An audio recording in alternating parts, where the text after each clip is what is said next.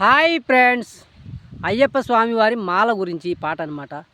అయ్యానే మాల వేసుకుంటా, అమ్మానే మాల వేసుకుంటా, వద్దొద్దు అయ్య నీకు, వద్దొద్దు అయ్య నీకు, నిష్టతో ఉండాలంట, పూజలే చెయ్యాలంట, నిష్టతో ఉండాలంట, పూజలే చెయ్యాలంట. నా బిడ్డ 40 రోజులు దీక్షతో స్వామివారి మాలనే వెయ్యాలంట. 40 రోజులు దీక్షతో మాలలే వెయ్యాలంట. పొద్దున్నే లేవాలంట, అరే పొద్దున్నే లేవాలంట. సన్నీళ్ళ స్థానాలనే పొద్దున్నే చేయాలంట. సూర్యుడే పడవ క్రితం 4ంటికి లేవాలంట. మనసారా అయ్యప్ప స్వామిని కొలువాలంట. అమ్మా నే మాల వేస్తాను తల్లి, నే మాల వేస్తాను, పొద్దున్నే లేస్తాను, అయ్యప్ప సేవలు చేస్తా.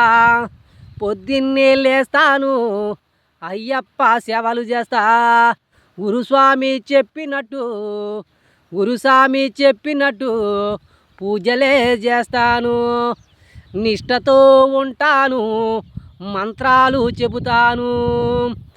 స్వామివారిని మనస్ఫూర్తిగా తలుస్తాను. అమ్మానే మాల వేసుకుంటా, అయ్యానే మాల వేసుకుంటా. బిడ్డ నీ ఇష్టము, మరి నిష్టతో ఉండాలి, పూజలే చెయ్యాలి. మాల వేస్తే నీవు చాలా గొప్పగా చెయ్యాలి. మనస్ఫూర్తిగా దేవుణ్ణి స్మరిస్తూ ఉండాలి.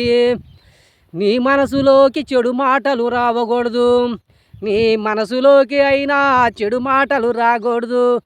మంచిగా ఉండాలి, భక్తితో కొలువాలి, నిష్టతో ఉండాలి, నిత్యము చేయాలి. ఆ 40 రోజులు స్వామివారి లీలమైపోవాలి, స్వామివారిలో లీలమైపోవాలి. నువ్వు మాల వేసుకో బిడ్డ, నువ్వు నిష్టతో ఉండు బిడ్డ.